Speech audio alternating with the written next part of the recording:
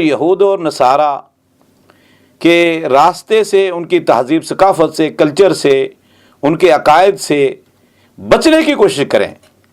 ایسا نہ ہو کہ نماز میں تو ہم اللہ سے ان چیزوں کا سوال کریں اور زندگی کے معاملات میں ہم انعام یافتہ لوگوں کے راستے سے بچنے کی کوشش کریں، اور یہود و نصارہ جو مغضوب علیہ ہیں، جو گمراہ ہیں، جو صراط مستقیم سے بھٹک گئے، اور ان کے راستے پر چلنے کی کوشش کریں۔